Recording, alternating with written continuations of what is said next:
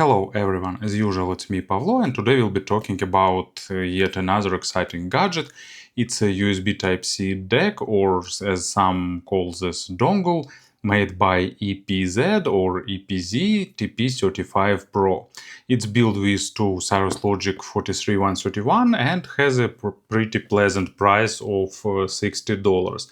If this video will be out in time, it will be on sale, so you will be able to get it on the AliExpress with even bigger discount. Link will be in the description. It offers a nice design, good sound, and a companion app. So let's have a closer look. Nice and compact cardboard box with good polygraphy and with necessary technical specifications listed on the rear side. For us, the most interesting is 112 milliwatts of sensitivity for single-ended out and 262 for the balanced out, and here use double 43198 DAC. And it opens this way, quality control card and short manual that describes the function of the buttons. You can read it carefully because it shows how to switch modes USB 1.0 and USB 2.0. And also it explains the meanings of the RGB indicator. You'll get a pretty decent USB Type-C cable, nice braided, pretty thick, and Type A to Type-C adapter for laptops or PCs. Device itself looks great in my opinion.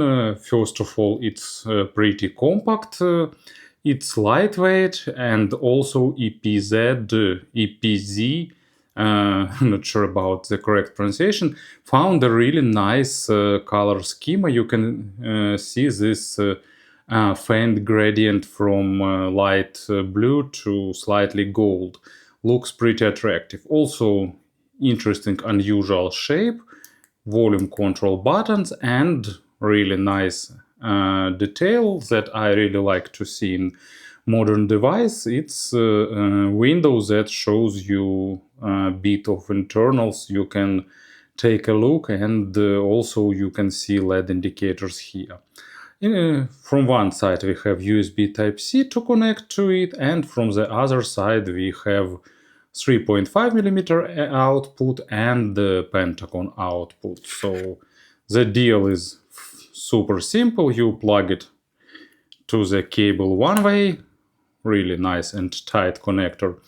Plug it to your transport other way and plug your headphones, and it's just working. Cable is really nice, soft and flexible. You can see that it has strain reliefs, so they put attention to that small nuances and details too.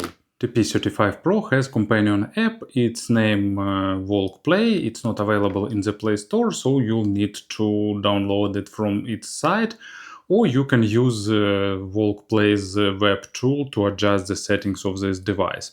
Here how it looks, same application used by other EPZ device, and here you can update firmware or control device settings. So there are some guides.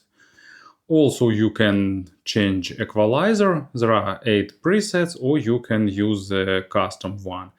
So in the custom mode you can actually, it looks like a regular graphic equalizer, but in practice you can adjust the frequency of this bands, Q factor, and gain.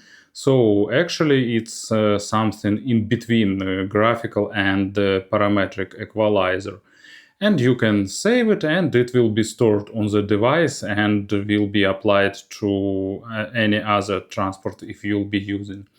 Also there are features for online sharing your own equalizer presets and using other presets. Also you can adjust microphone gain here, and also change some settings. DAC filter mode. Also you can switch between DAC working mode, class H and class AB.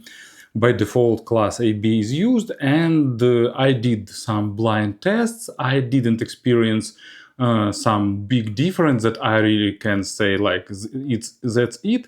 but it sounds like AB is slightly more tight, impactful, and full-bodied. But difference is really minor to my ears.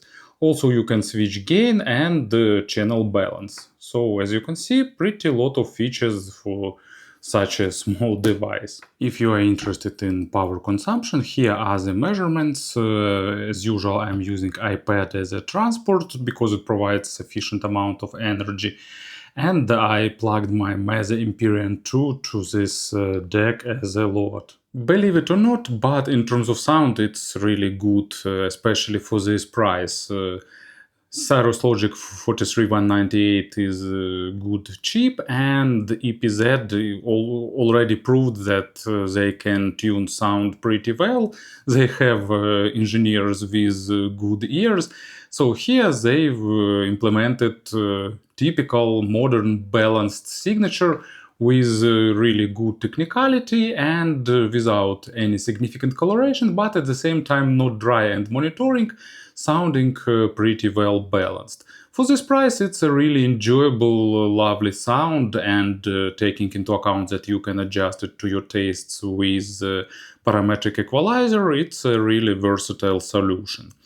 By default, you're getting linear bass going to maximum depths. It shows pretty nice control, normal resolution, and good balance between small nuances and macro dynamics on the low frequencies. It delivers nice punches, but at the same time, bass is not bloated, not dominating, and amount of weight depends on what is present in the record. This deck doesn't try to add some warmth to make sound more musical. It's natural and focused on the naturalness of the representation. So if you need some bass boost, you can either use equalizer or some bass heavy headphones. And example is Daft Punk, Doing It Right. It has interesting tight punchy bass, and it plays this bass pretty nice with that good sense of presence. Mid frequencies are also balanced, not super critical for the quality of record, but at the same time with good records you'll get decent amount of small nuances and details, so it's already at level when you can enjoy different remasters, try different things like vinyl rips and all that audiophiliac stuff. It shows the difference, and it shines with great records, delivering them with good amount of finesse and fidelity. No attempts to boost dynamics or emotions or color sound in any other way, so everything depends on the quality of record. With high quality records, you'll get everything pretty well represented.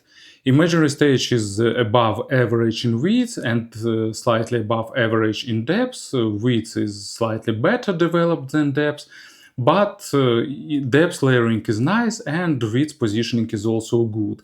Compared to some more expensive devices, it's lacking a bit of holographic effect, but still gives a pretty good positioning of the instruments on the imaginary stage. And as an example, for the mid frequencies, I've got an unusual track. It's cover of classical progressive rock yodel Hocus Pocus by Helloween.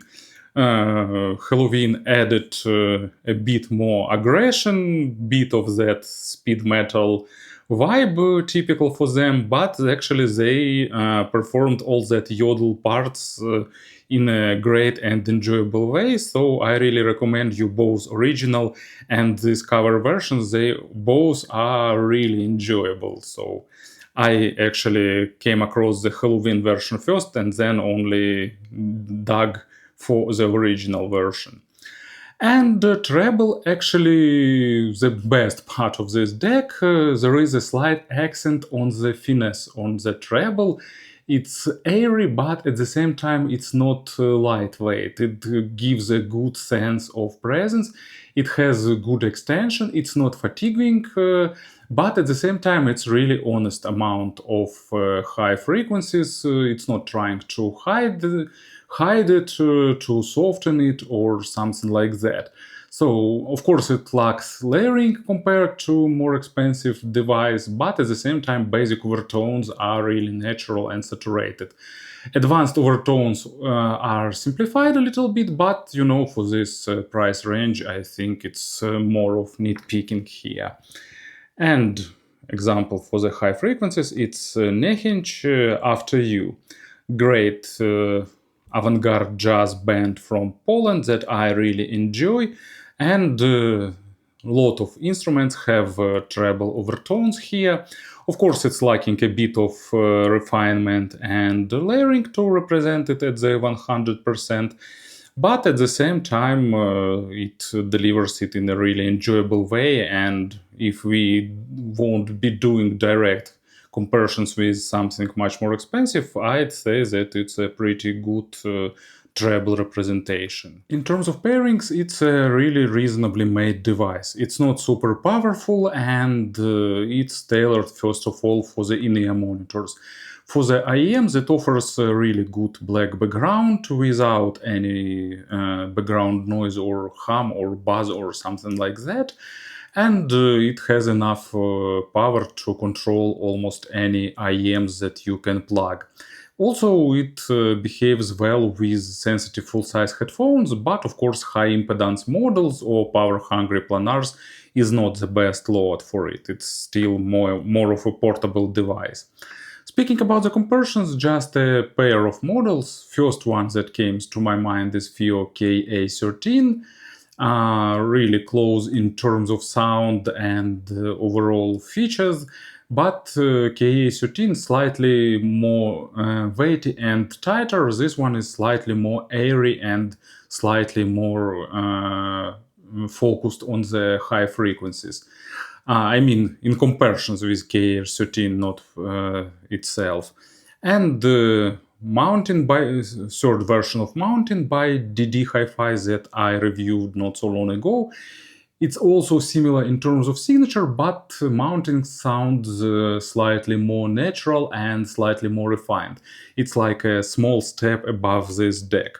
But Mountain is more expensive and doesn't have volume control and companion app. So it's kind of what is more important to you. But to summarize, this EPZ TP35 Pro is a great DAC with cool design, nice sound, and tons of functionality. Thank you for listening, thank you for your attention, and have a great day.